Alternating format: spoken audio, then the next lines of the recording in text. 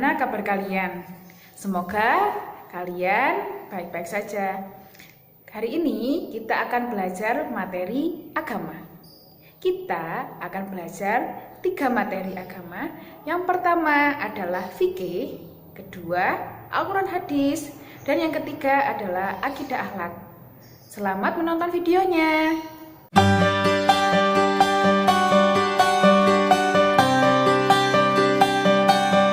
Pembelajaran Al-Quran hadis hari ini kita akan belajar tentang mengenal huruf hijaiyah dan mencoba menyebutkan huruf hijaiyah.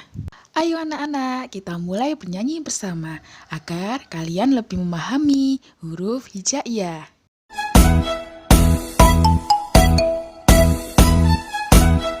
Alif, ba, ta, sa, jim, ha, ho. Dal, zal, ra, zai, sin, shin, sad. Dad, ta, za, ain, ghin, fa, qaf. Kaf, lam, mim, nun, waw, ha, lam, alif, hamzah, ya.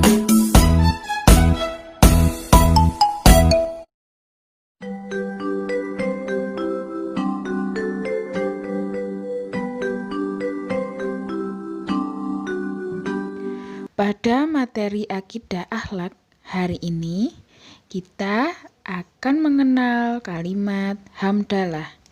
Dan apa itu kalimat hamdalah? Mari kita simak bersama-sama. Bunyi kalimat hamdalah yaitu Alhamdulillahirabbil alamin.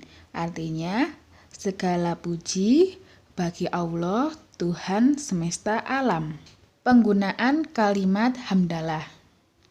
Kalimat hamdalah biasanya digunakan atau diucapkan ketika kita mendapat banyak nikmat atau rezeki yang diberikan oleh Allah Subhanahu wa Ta'ala kepada kita. Oleh karena itu, kita harus selalu bersyukur dengan mengucapkan kalimat hamdalah atau yang biasa dinamakan dengan bacaan tahmid. Waktu penggunaan kalimat hamdalah di antaranya yaitu 1. Ketika memperoleh nikmat. 2. Zikir sesudah sholat. 3. Ketika kita selesai melakukan pekerjaan. 4. Ketika terhindar dari musibah. 5. Ketika kita bersin.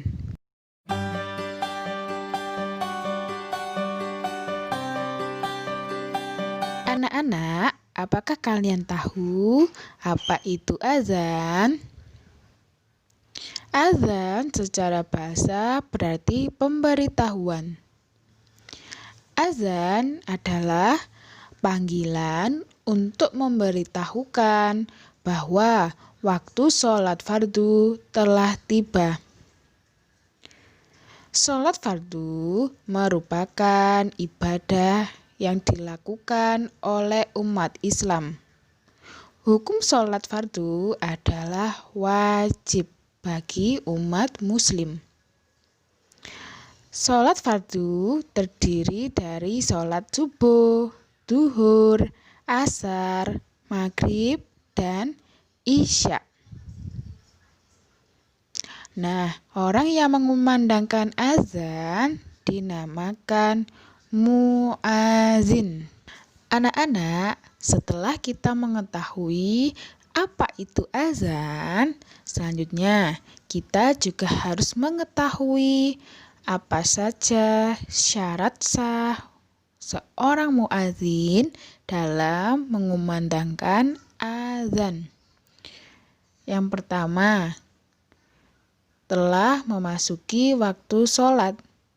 Azan dikumandangkan ketika sudah memasuki waktu sholat fardu. Yang kedua, azan dikumandangkan dengan menggunakan bahasa Arab.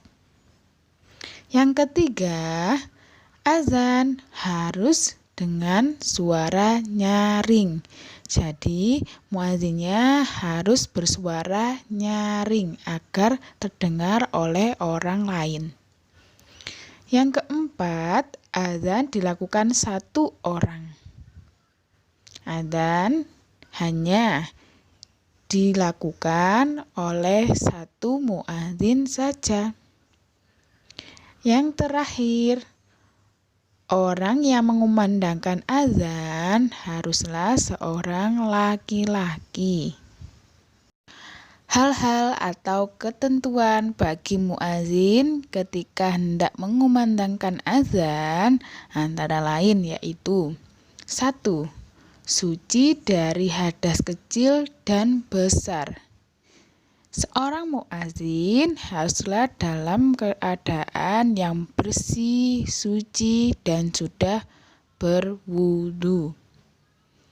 Yang kedua, menghadap ke arah kiblat atau ke arah sholat, di mana arah sholat itu menghadap ke arah posisi Ka'bah.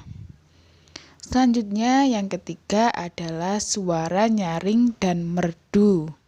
Suara yang nyaring digunakan agar orang-orang dapat mendengar azan. Yang keempat, dilakukan secara berdiri. 5. Berdoa dan membaca sholawat atas Nabi Muhammad setelah adzan. Selanjutnya, seorang muadzin harus melakukan tarji' ketika adzan. Tarji' artinya pengulangan, yaitu dalam menyebut 2 kalimat syahadat secara lirih sebelum dinyaringkan.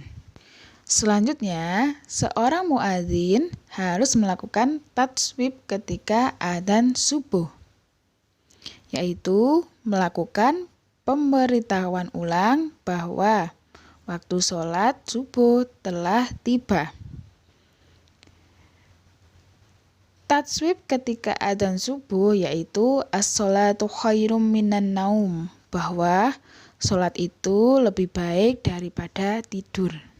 Dan ketentuan terakhir seorang muadzin yaitu seorang muadzin meletakkan jari-jari tangannya di kedua telinga ketika azan.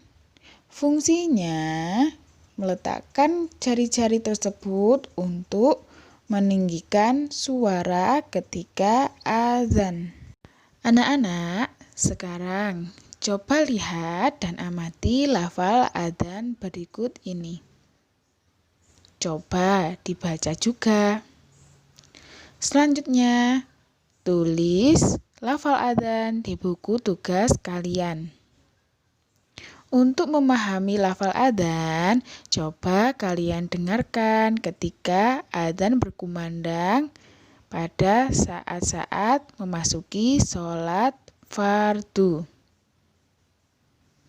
Nah anak-anak, itu tadi video pembelajarannya. Semoga dalam video tersebut terdapat materi yang bermanfaat bagi anak-anak sekalian.